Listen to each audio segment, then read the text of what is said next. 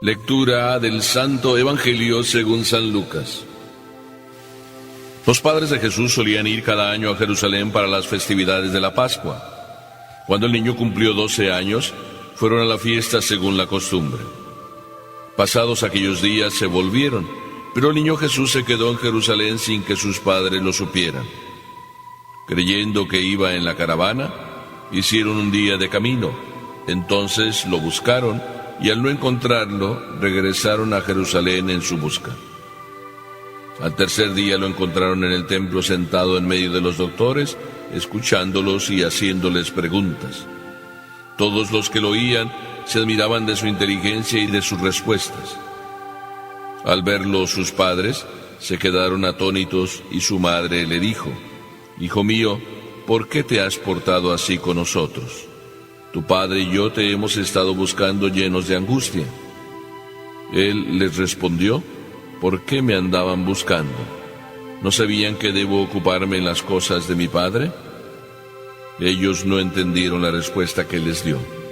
Entonces volvió con ellos a Nazaret y siguió sujeto a su autoridad. Palabra del Señor.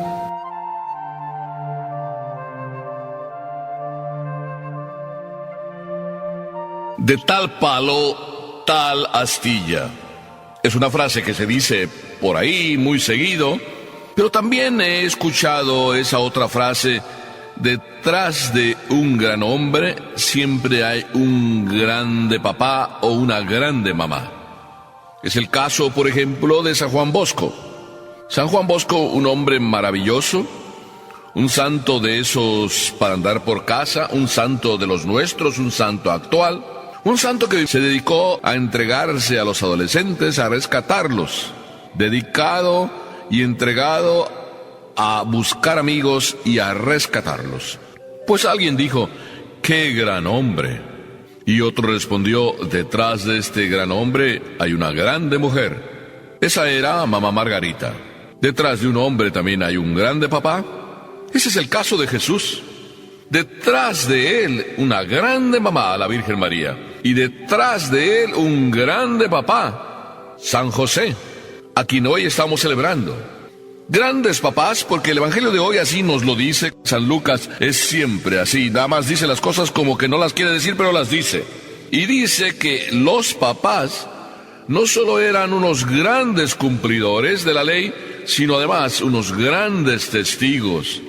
Lo que el mundo de hoy necesita. No solo unos cumplidores, no solo unos maestros que enseñan, sino aparte unos testigos que viven lo que enseñan. Eso eran María y José, que cada año por el tiempo de la Pascua se acercaban desde su hogar hasta Jerusalén. Unos 200 kilómetros, así por redondear. 200 kilómetros nos parecen que no son muchos en el día de hoy, pero en aquel tiempo los recorridos eran así en caravanas para protegerse unos a otros, y eran a pie. Estos son José, María y Jesús. Todos los años no se perdía ninguna solemnidad de la Pascua vivida en Jerusalén, como unos buenos cumplidores de la voluntad de Dios. Hoy diríamos como unos buenos cristianos. Qué hermoso contemplar una familia así, que no solo vive, sino hace vivir. Sí, se alimenta de Dios, se alimenta de la palabra de Dios, se alimenta de ir y festejar y hacer la experiencia de Dios en la propia Jerusalén.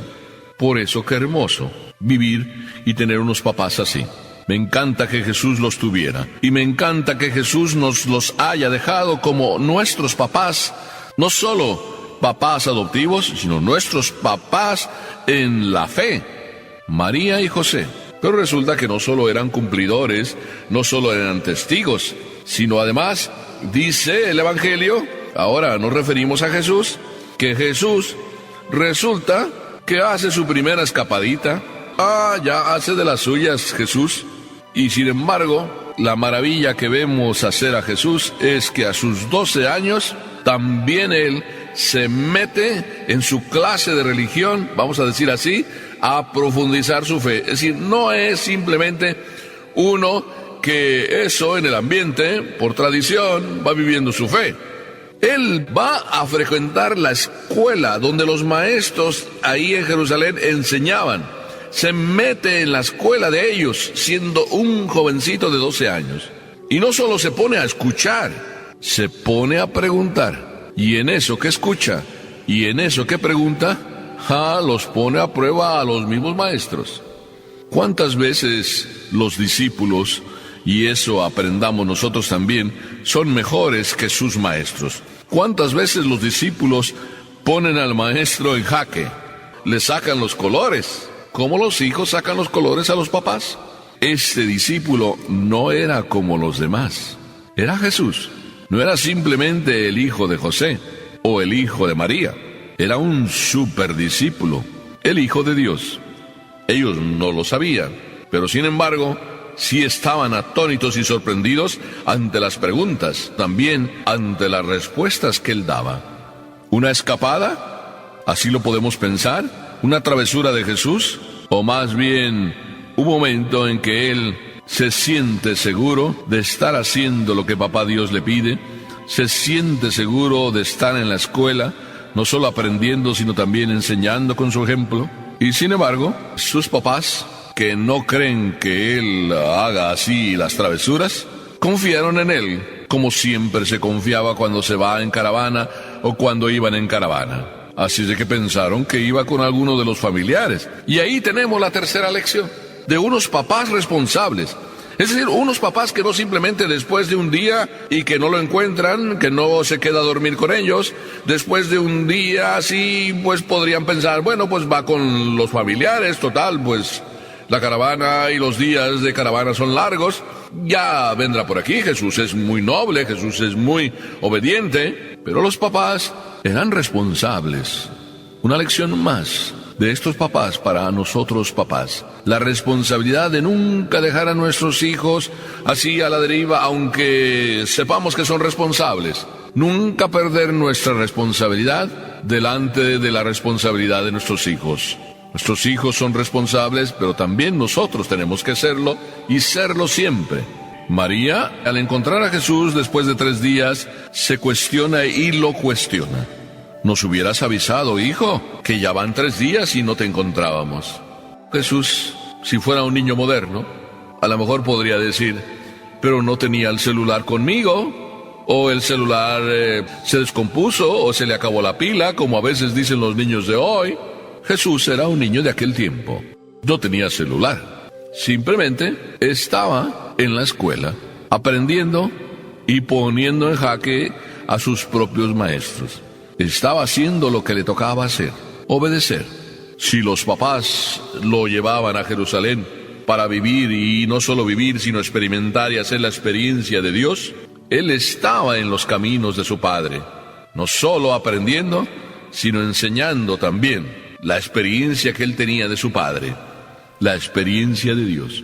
Los niños también dan lecciones a los papás. Aún a su edad, aunque a veces dudemos de ellos, aunque a veces los tomemos como niños, vaya experiencias de Dios que tienen y vaya maravillosas lecciones nos dan.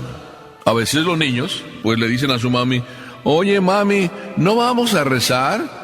La mamá o el papá, angustiados, preocupados por miles de cosas, a veces se les olvida lo esencial.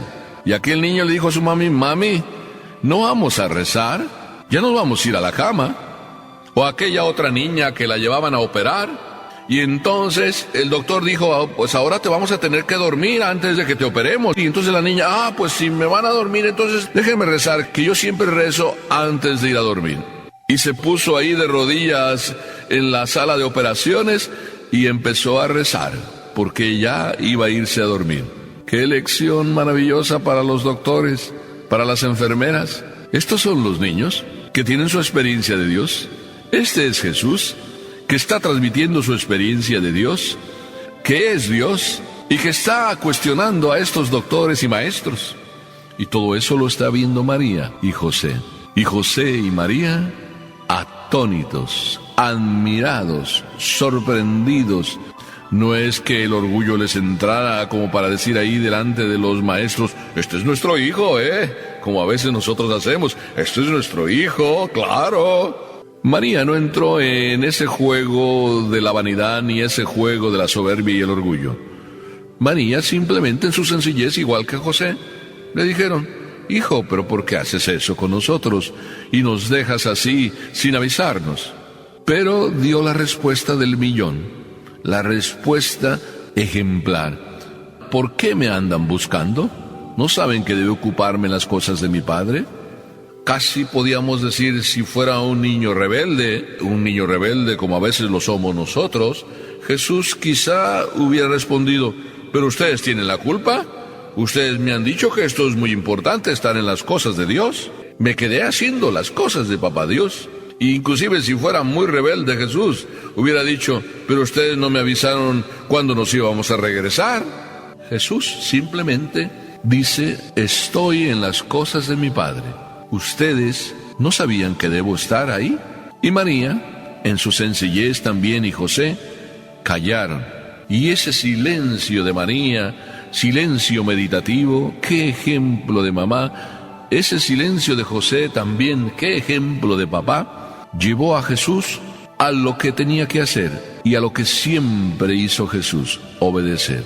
José y María, obedientes, responsables. Jesús, obediente y responsable. De tal palo, tal astilla. Qué hermoso que Jesús regrese a Nazaret y que siga sujeto a ellos, para enseñarnos que eso es lo más importante, y que si se trata de hacer la voluntad de Dios, hacerla bien. Y si se trata de estar en la casa, calladito, oculto, como lo estuvo en el silencio de Nazaret, ahí se está bien, porque cuando se está con Dios y haciendo lo que Dios nos pide, siempre se está bien. Y ahí Nazaret volvió, y como dice el Evangelio, estaba sujeto, pero ahí en Nazaret no solo había un ejemplo de obediencia, sino había un ejemplo de verdadera experiencia de Dios. Lección para nosotros. Nada de rebeldía, Al contrario. En el amor lo mejor es obedecer. En el amor a Dios lo mejor es ser humilde. En el amor a Dios de un José, papá maravilloso, y de una María, mamá maravillosa, en ese camino de obediencia nace un Jesús también lleno de obediencia. Que los que así vivamos en Dios siempre nos enriquezca el obedecer y nos parezcamos más a Jesús, a María y a José.